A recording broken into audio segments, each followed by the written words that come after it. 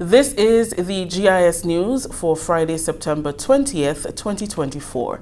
I am Rikisha St. Louis. In the headlines, Grenada Housing Authority adopts preventative maintenance approach of all units under Phase 1 of low-income housing project. And the government incorporates another local history book in school's curriculum. We'll have details to these stories and more when we return.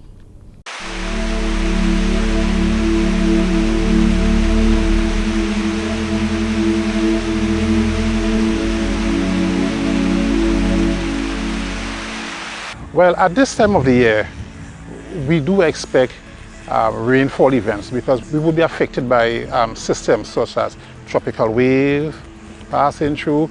We will have the presence of the ITCZ in our area, and we might even have tropical cyclones, whether it's depression or storm. Okay?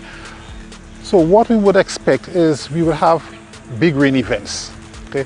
No matter how dry or wet the season is, we are going to have big rain events.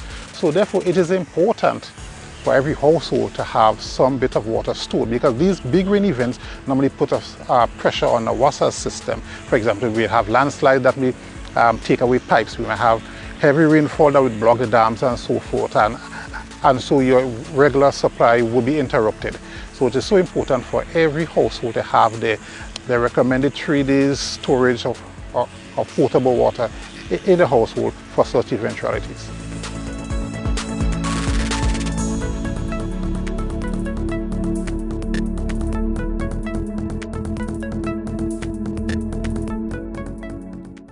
Welcome back.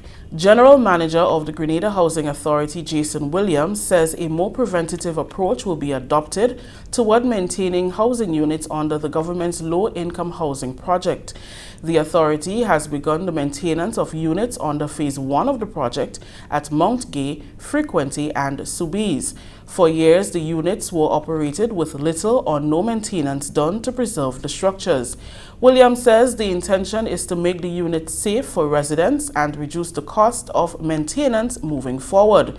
Repairs are being done externally and internally. For a number of years, the buildings would have deteriorated, the condition severely, and in terms of a matter of public safety and also for the comfort of all the occupants and visitors to the site, really it became necessary, emergency-wise, in terms to do those repairs. So far, we've started with repairs to the railings. We've replaced the rotted or the heavily corroded metal railings. We now upgraded a little more robust alternative, as well as we've commenced, and that is for all sites, that is for both Soubise, Mongay, and Frequency. We've also commenced repairs to roofs and the roof frames. At the Mongay site, we've done some at Soubise and also at Frequency as well. There'll be a number of complaints of leaks. So that is going to be a continuous process going forward. That is doing repairs to all the roofs and all of the buildings. So in some cases, we have to remove or repair some of the metal framing, as well as changing over the metal roof sheetings, replacement of screws, etc. All these things. In some instances, you'll have to do new sets of continuous roof flashings. Also, we're doing a lot of repairs to cracks on external surfaces of walls, as well as the replacement of some of the windows, that's the louvers windows, and some windows that have deteriorated in the past, which allow for a heavy ingress of water into the apartments of the residents. And as you know, with water, that can cause a bevy of problems thereafter. It causes the walls, the paint to swell, but most important, health-wise, it can cause mold to grow, and we don't want that. We want to ensure the health and the safety of all our residents are taken care of foremost, as well as they are comfortable able to sleep at night. He appealed to the residents to be cooperative and patient with the contractors during the process. We also will have commenced electrical repairs at Mongay, and also we also do periodic repairs with electrical repairs to Soubise and Frequency to a lesser extent. And Mongay, we've replaced a series of armored cable for all our S buildings, Now that is through the assistance of Grenadians and also the Ministry of Infrastructure, so the team effort. We've replaced the armored cables going towards our S buildings. We now have overhead cables. We've also planted new poles. In addition to this, we've done a series of termite treatments throughout the Mongay area. But in terms of Mongay, that is just a large aspect. What we want the residents of all, that is both, and also Dunfermline, which I have not forgotten. So Dunfermline also see a series of upgrades, and regarding the infrastructure and the general upkeep of the area will be undertaken. So that includes just as well repairs to the roof, repairs and upgrades to the sewage or septic system, as well as the plumbings. Just a general improvement in the overall surrounding environments.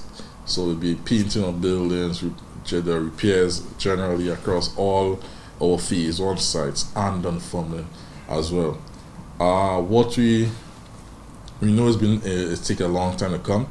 We continue to urge the residents of all those particular housing developments for their continued patience and understanding that it's a gigantic task. We will get there, and we're going to get there eventually, but please bear with us, but also be cooperative while we undertake those repairs.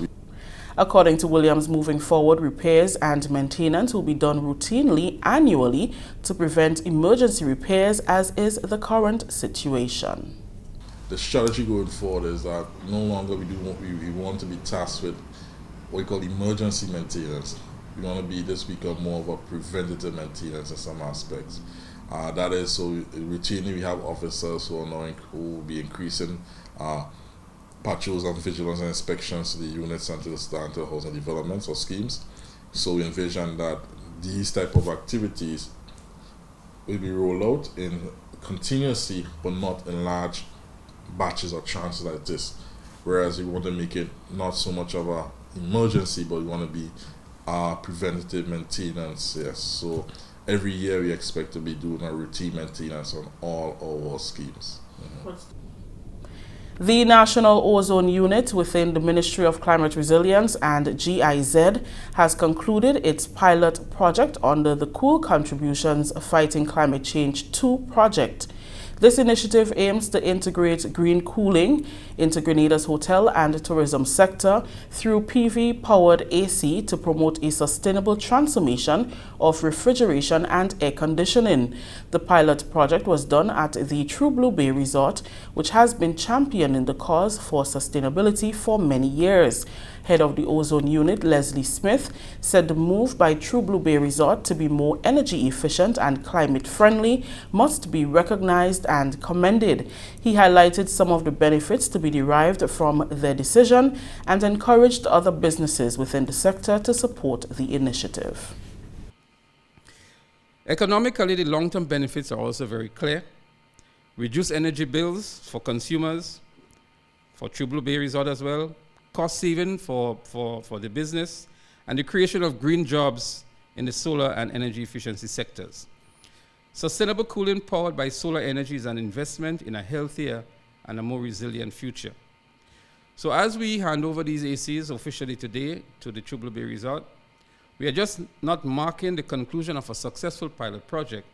We are actually laying the foundation for a future where sustainable cooling becomes the norm, and together we are taking bold steps towards a cleaner, greener, and more energy secure tomorrow. So I look forward to the engagements of much more businesses looking at the results of this particular pilot and making the necessary infrastructural investments with regards to solar PV and energy efficient air conditioning appliances so that we can reduce our footprints and we can enhance, protect, and preserve our very fragile environment. Thank you. Communication specialist at GIZ, Janelle Rubin Maguire, outlined some of the changes made by the resort under the project. 1 year ago, True Blue Bay Resort switched out their old AC units that used refrigerants with a high global warming potential with solar-powered R290 AC or propane units, which the units itself have a global warming potential of 3 and when powered by renewable energy sources of energy, reduce the global warming potential to zero. This pilot under the second phase of C4 is coming to an end. We have proudly shown that alternatives are available and can be implemented. We can fight climate change while staying cool. From actions taken by True Blue Bay Resort can be adopted as a best practice for all. We urge both the National Ozone Unit, the refrigeration and air conditioning technicians or rack technicians, and the hotel and tourism sector to exceed anticipated objectives. Owner of the True Blue Bay Resort, Russ Filden, OBE, pledged to continue efforts to protect the environment. He outlined plans to enhance the resort and make it more sustainable. It is absolutely critical for the survival of the human race on the earth that we actually recognize how important it is to get our carbon footprint down. And every business on the island should be right on board. And I see more and more, I'm so happy to see it, more and more people putting solar panels on their roofs. We're also in the process at the moment of building we've nearly finished the conference room. And on top of the conference room is totally solar panels. So we will double our capacity with that at the far end of the property. We'll be able to generate a load more electricity. In fact, we'll probably have excess, which I'm quite happy for Grenelec to have. So we're going to continue with our efforts to try and keep the environment of our precious island in a good state, and we will continue to try and find the electric vehicles and promote the use of solar throughout the country. A certificate was presented to Filden on Thursday for successfully integrating green cooling into the resort under the project. Government incorporates another local history book to its school curriculum. The Ministry of Education has procured copies of local author John Angus Martin's A to Z of Grenada Heritage, the new and revised version, to be used as resource material in all secondary schools on the island. The books were handed over by the author to the Permanent Secretary with responsibility for administration in the Ministry of Education, Aaron Francois, on September 19th. This presentation follows last year's procurement of copies of Dr. Nico Philip Dow's Junior History of Grenada. Sarana Mitchell reports. All secondary schools in Grenada will soon have a copy of John Angus Martin's A to Z of Grenada Heritage, the new and revised version, published in 2022. The books were presented by Martin to Permanent Secretary with responsibility for administration in the Ministry of Education, Aaron Francois, on Thursday, 19 September. Francois, who received the books that were procured by the ministry, said it will be used as a resource by the nation's students. And so we are certainly happy as Ministry of Education to be able to make that as part of our resource for our students.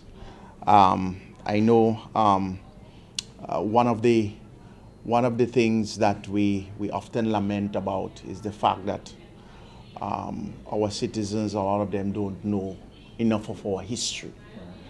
And I am hopeful that making these books available to our students will certainly deepen their knowledge and help them have a better appreciation of Grenada and its people and its culture and so forth. So once again, I want to say on behalf of the Ministry of Education, thanks for contributing to the education.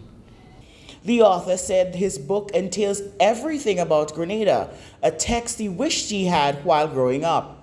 As it says, A to Z of Grenada Heritage, it basically looks at Grenada's history, culture, people, places, fauna, flora, just everything you could ever think about Grenada.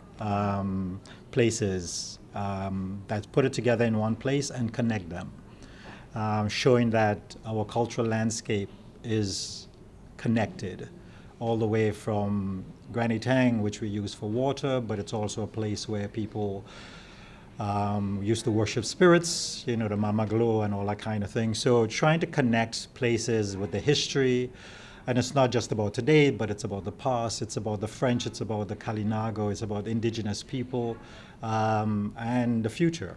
How do we take this history and see the future? Curriculum Officer for Social Sciences, Junior Braveboy, said this handover follows last year's procurement of Dr. Nicole Philip Dow's Junior History of Grenada, which is being used in the lower secondary schools in the country. Now, this just shows the further commitment of the Ministry of Education towards educating citizens on the history of Grenada. So we are actually backing up the presentations from last year of Dr. Nicole Philip Dow's book of Junior History of Grenada. We are backing it up with a resource text for all secondary schools of Grenada.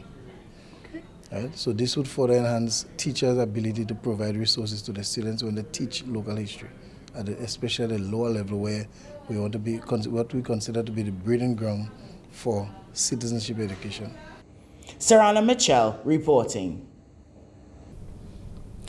Thank you, Sorana. Continuing the news, Commandant of the Police Training School, Superintendent Tafawa Pear, says the blend of on-the-job training, classroom and simulation exercises puts new recruits in a better position to adapt to the complexities of the police force at a quicker pace. Over 40 officers graduated on Thursday after undergoing months of rigorous training. A passing out parade and graduation ceremony was held for course number 47 at the grounds of the Special Service Unit, Point Celine. According to Superintendent Pear, the training focused on discipline, time management, hygiene, team spirit, among other critical areas. As commandant of the training school, he is pleased with their progress and wished them well as police officers. The training employed during the period was branded as hybrid, encompassing in-person and on-the-job phases. The students were given the opportunity to engage in actual police work at various divisions and stations, experiencing the rudiments and intricacies of police techniques firsthand, accompanied and supervised by seasoned police officers. At the school, emphasis was placed on soft skills development to include emotional intelligence in an effort to develop self-awareness, empathy, emotional regulation, and interpersonal skills. Communication skills, focusing on verbal, non-verbal, and written communication improvement. Teamwork, collaborative problem solving, and customer service. Laws and procedures, touching and concerning pertinent local legislative analogous to the responsibilities and functions aligned to regional and international standards. Investigative techniques, particularly with respect to incidents of criminality. Physical fitness, firearm training, traffic control, self-defense, paramilitary training, training in personal hygiene, emphasizing the importance of cleanliness and healthy lifestyles. The students were assessed throughout the training period in an effort to evaluate, measure, and document the academic readiness, learning progress, skill acquisition, and needs, which ultimately shaped our remedial approaches.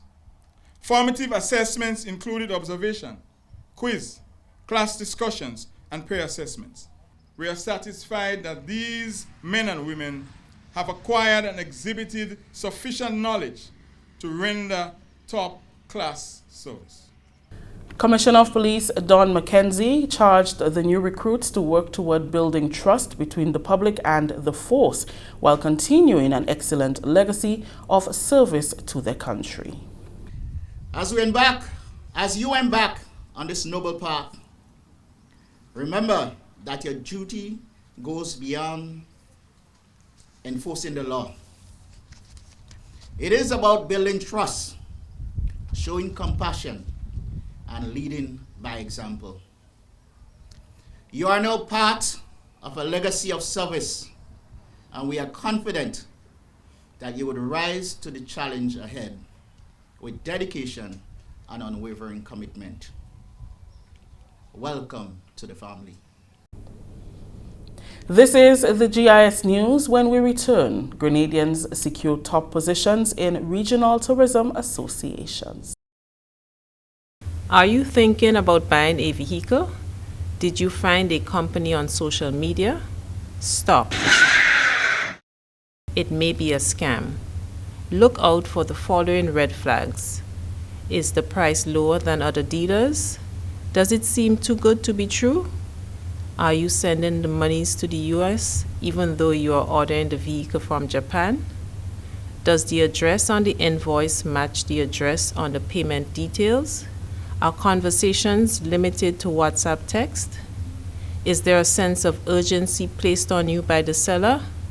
You are about to be scammed. Do not take your hard-earned cash or even worse, a loan to send to these scammers. Once the money leaves Grenada's shores, you are not likely to get it back. Consider buying a vehicle already on island from an individual or a car dealer. Beware of these scammers. If in doubt, it's best to stay out. A message from the Financial Intelligence Unit.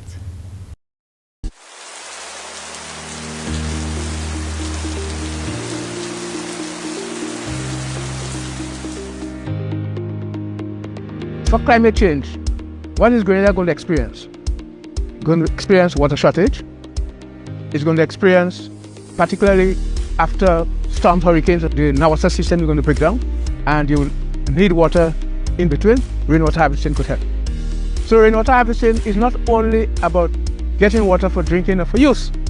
It is also about minimizing flooding and flood control.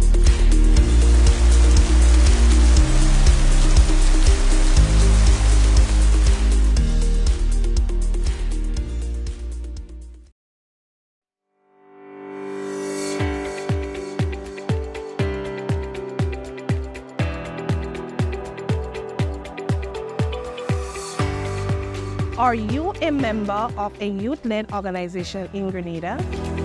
Are you ready to take your community, youth, or sports organization to the next level? Then this video is for you. Community-based organizations are the backbone of our communities and parishes. They nurture our future leaders, preserve the heritage of Grenada, and enrich our social fabric. Sadly, there has been a significant decrease in the number of community youth-led and other organizations in our communities. Additionally, the existing organizations often face several challenges that hinder them from achieving their goals. That is why the Division of Youth has designed two-day workshops designed exclusively for executive members of community youth-led organizations or other youth leaders in Grenada. These workshops will focus on building the capacity of organizations by enhancing their leadership skills, planning and execution, mobilization, financial management, and monitoring and evaluation. But wait, there's more. The Ministry of Youth is excited to introduce the Community Grant Fund, a fantastic opportunity for organizations to access additional resources to help with their community development initiative.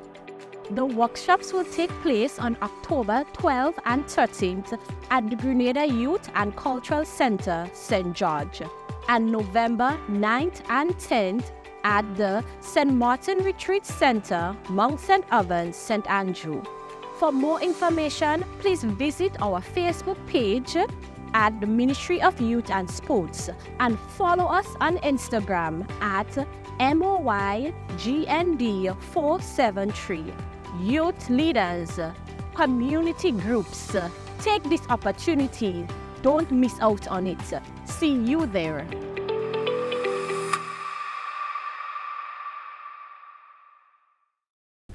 Welcome back.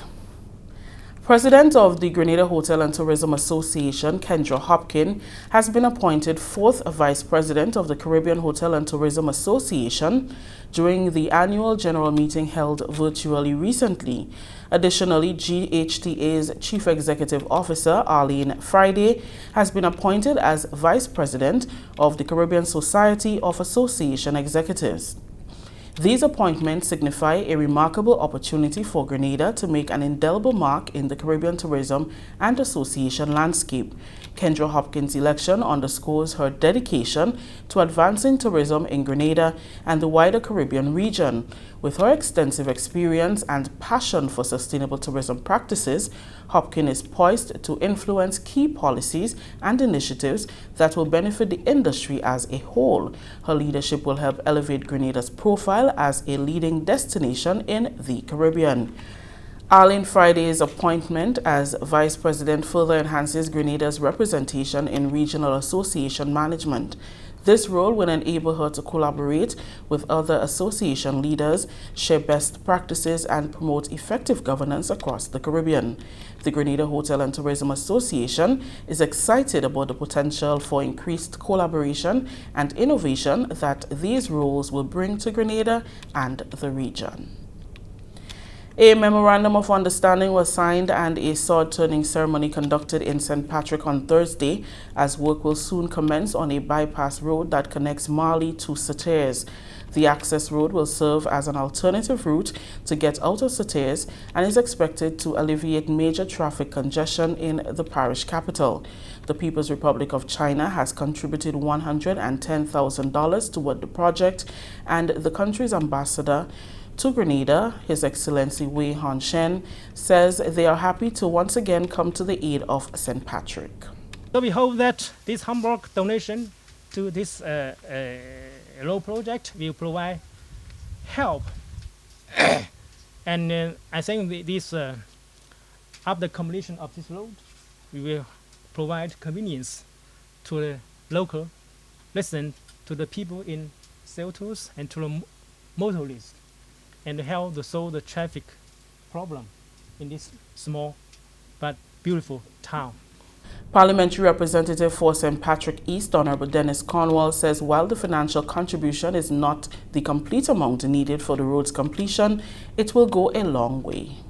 Any infrastructure that will basically alleviate the difficulties and problems for our community, we welcome it. And I believe that we all have to work together in unison to make sure it happens and happens in the best way. There would be need for good drainage, or good need for good workmanship, and to ensure that we can build something that will last us for a very long time. Parliamentary Representative for St. Patrick West, Honorable Joseph Andel, says this is another effort of making life easier for residents and visitors to St. Patrick. Anyone who has been to Sept can tell you about the nightmare of navigating the streets, whether you're a pedestrian, but particularly if you're driving.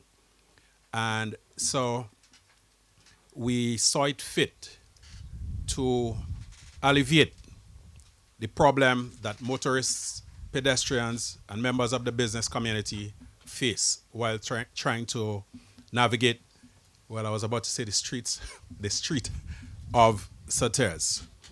We know, especially when there is a funeral next door at Marley, the headache that people go through having to follow the cortege. And I am quite confident that everyone will be extremely happy when this road is finally finished and we have better access into the town as well as egress out of Sept. Prenatal and maternity health care received a major boost through the services of Rad Aid International, which is providing training for local midwives in the use of portable ultrasound machines that would be made available across the state. The team of sonographers has been conducting hands-on training at the General Hospital, health centers, and clinics this week, and is scheduled to take the sessions to the sister isle of Carriacou next week. The practical training follows online sessions on the use of the portable ultrasound machines, which can be used to identify health issues, illnesses, and conditions in pregnant women. One of the facilitators, Diana Dowdy, says they are introducing the midwives to this method of training so that obstetrics patients can get first-line care and first-line ultrasound services. About 8 people yesterday at Princess Alice, and some of them were from Grand Bras also. And the nurse midwives who work primarily at Princess Alice were interested more in late pregnancy issues, like how to determine the baby, if the baby needs to be delivered because of complications. At Grand Bras, I know they see GYN patients, they see early patients, and they also do some prenatal care with later obstetric patients. But our goal there is to provide a variety of experiences so that they can learn how to do a scan on a 20-week pregnancy or a 10-week pregnancy or a pregnancy with complications, so that they will have a better scope of what's appropriate testing for what gestation. We also brought training models, or what we call phantoms, that they can practice on. Okay. And those, we have 3 different types of phantoms that we'll be allowing them to practice with, and one of them has an ectopic pregnancy, which is very difficult to teach because it's rare that you actually see it to be able to train. Okay. So we have a phantom that will show them how to identify an ectopic, which is very, I understand in this island is very high rate of ectopics here. Right. Ms. Dowdy says the Ministry of Health has been very supportive toward the plan that Grenada becomes self-sufficient where ultrasound services are concerned. We've been very welcomed and very encouraged by the ministry, providing us resources, making everything available to us that we need to help accomplish the training. This has been an ongoing process for about 4 years, so I think they've learned over the years that we have a commitment. We're coming back. We are doing it a step at a time. We're making sure that everything is done according to what the Ministry of Health would like for us to do. A lot of NGOs will come into countries and just say, here's our equipment, here's what we think you need, and here it is. Right. Radu has a different philosophy. Our philosophy is that we come in first and just see what is going on here. What is it that you do here? How can we be of service? If we can't be of service, we go somewhere else. But if we see a need and we collaborate with the people here and say, yes, we would like this service, then we move forward. And our ultimate goal is to train everyone who can be trained so that they can in turn train more so that we can back up. This is the GIS News. We take another break. When we return, students of Carriacou and Petit Martinique say thanks to government for care packages. The Ministry of Youth and Sports wrapped up its parish-level youth parliament sessions in May and June 2024, where passionate young leaders from across Grenada boldly voiced their concerns and offered insightful recommendations on pressing issues, from capital punishment and education reform to firearm amnesty. These 2024 youth parliamentarians demonstrated sharp research, eloquent delivery, and a readiness to lead. They embodied the vibrant future of Grenada, stepping confidently into the roles of tomorrow's decision makers. The Division of Youth is getting ready for the second phase of the National Youth Parliament Program 2024, the National Youth Elections. Here are your candidates who will be campaigning to become National Youth Parliamentarians. St. Andrew Southeast, Amanda Japal George and Kevon George. St. Andrew Southwest, Zadie Barry and Cameron Sensier. St. Andrew Northeast, Emerson Caliste and Kerrian Marast. St. Andrew Northwest, Derricka Samuel and Joshua Andel. St. Patrick East, Asha McEwen Sylvester, Shanida Shade. St. Patrick West, Zinzi Noel and Sean Williams. St. Mark, Kiel Cyrus, Akim Phillip and Tiwana Scott. St. John, Sashona McVean and Elon James. St. David, Antonia Coutain and Tarek Miller. St. George Northeast, Kwesi Pope and Akim Williams. St. George Northwest, Jamal Mitchell and Angela Bowen. St. George South, Giovanna Mark and Jonathan Mitchell. St. George Southeast, Symphony Lord and Vonick Lewis. And the Tongue of St. George, Ray Maya Griffith and Melissa Julian. The National Youth Parliamentarians will be enrolled into the program for 2 years, in which they will be engaged in continuous leadership training. They will participate in regular national youth parliamentary debates. They will receive mentorship and will have access to the Division of Youth and Sports Community Support Grant Fund to assist with their various community initiatives. Young people, the countdown is on for your voices to be heard as to who you will want represent your constituency in the National Youth Parliament. Mark the date, December 5th. To vote, you must meet the following criteria. Must be between the ages of 16 to 35, must be a Grenadian national, and must submit a copy of a valid identification card or document. Registration ends November 22nd. For more information, please contact the Ministry of Youth and Sports on 440-6917 or email ascoy@youth.gov.gd.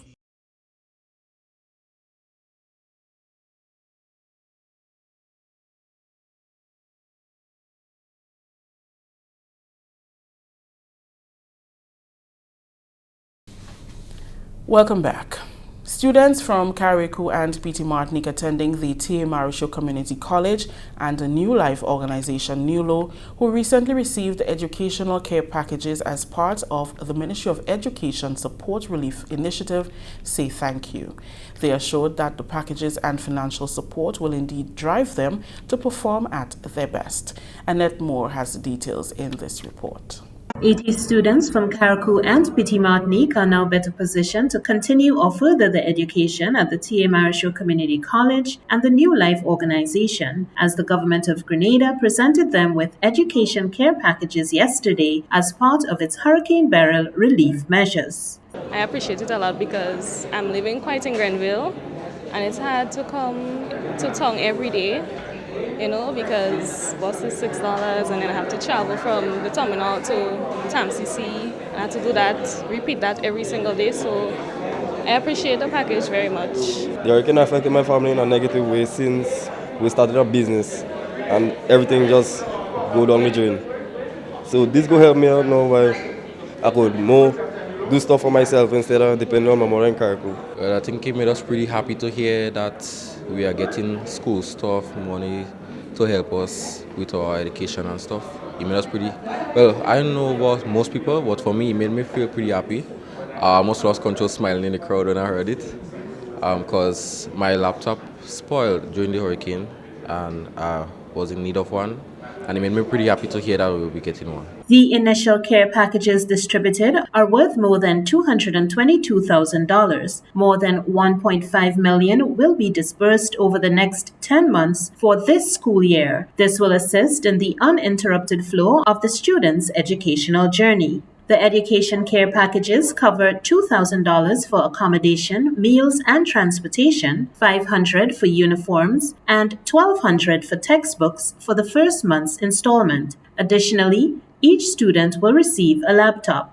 From the second month, students will only receive the $2,000 monthly payment to cover living expenses, given that uniforms and textbooks are covered in the initial payment. I thought I wouldn't have make it to come to NULO, but Monday gone, Mommy said, okay, you're still going to NULO. I said, okay, Mommy, well, I'm going to do my best, and I'm going to make you proud. So when I come on graduation day, that you can see that I'll come out, it's a big honor. This educational package is a very great help.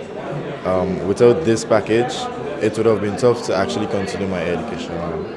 Many students shared how they felt coming from the Hurricane Beryl experience to receiving this form of educational support. It was a very tragic experience. My family, our house was blown away, majority of it, and it was really sad because that's where I grew up and I know the home and yeah. It affected my family pretty bad. I lost my whole house. My grandmother lost her house also, but they rebuilt a little something so they could stay still. It was really terrible. It affected my mental health. It affected like our homes. They didn't really lost our homes, but we kind of lost some parts of something, some valuable stuff. It was a traumatic experience first we had to move downstairs the house because the roof upstairs was gone completely. And the windows, all the windows were broken. Water was flooding the house. And we just had to stick in one room until we get help from the government. I have family in Grenada. I'm from both Grenada and Carriacou, so it affected some of my family because most of them don't have a house at the moment. But I have a place to stay because I'm going to Tamsisi. Knowing that they are now supported, students expressed relief and appreciation for the education care packages. I think it makes us feel secure and really help us a lot due to reasons like rent, coming down Grenada and pay rent, bus, and just make us feel a little more comfortable and secure. I feel good knowing that I have assurance and I have help, because my family, my parents can really help me as they have no work and everything like that. So, yeah, I'm grateful for the help and all of that. So I want to tell everyone to study hard and to revise. Even though they fail, they could always get back up. So remember that, and that's all. Please use this opportunity wisely and don't waste it. The education care package distribution ceremony was held at the Kirani James Athletic Stadium under the theme Investing in Our Future. This initiative is funded by the Government of Grenada in collaboration with La Luna Boutique Hotel and Villas, Sandals Grenada, and Republic Bank CPL T20 Cricket. Well, I'd love to tell them thank you very much for what they've done. It's really appreciated, and I'll make sure I take good care of the laptop and put the money to good use. Thank you to the sponsors. It really means a lot to the entire student body, and thank you. To those out there who do not have the opportunities that we have, just continue pushing. The Republic Bank CPL T20 Cricket is also extending internship opportunities to some students.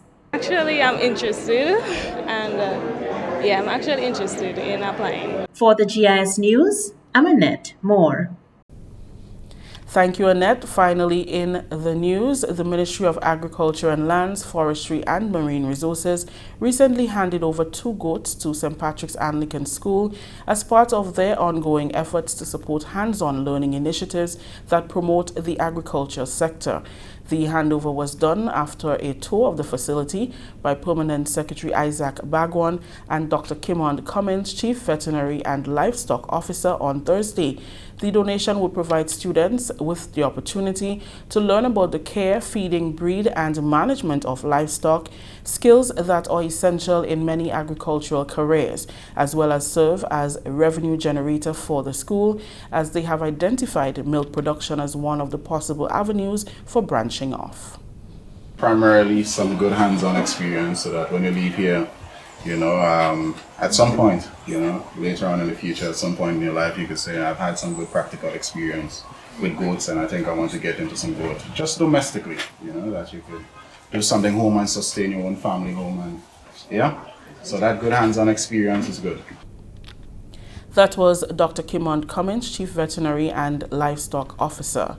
Principal Jennifer Smith-Paul thanks the ministry for the donation, saying it will be used as a teaching aid, allowing students to engage directly with agricultural practices. Each class has a timetable to do practical agriculture science. So the children, they are aware, they would get into their gears whenever they practical, come down. Sorry, not gears, gear. Get into the gear, change, come down to the farm and participate in whatever activity that the teacher is doing in the classroom. They're also assisted by the teacher. So the farm attendants would engage them in the topic, the practical part of that. So they are fully, and they love it, they come, they interact. And we don't just do agriculture science, but we use the whole process as a teaching aid, make it real life to them. So we do maths as well.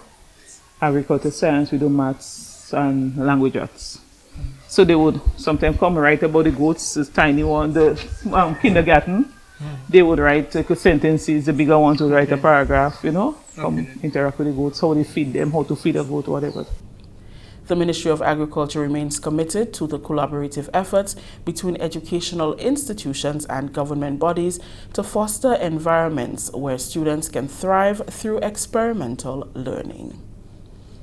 That story just ended the GIS News for Friday, September 20th. Let's recap the top stories.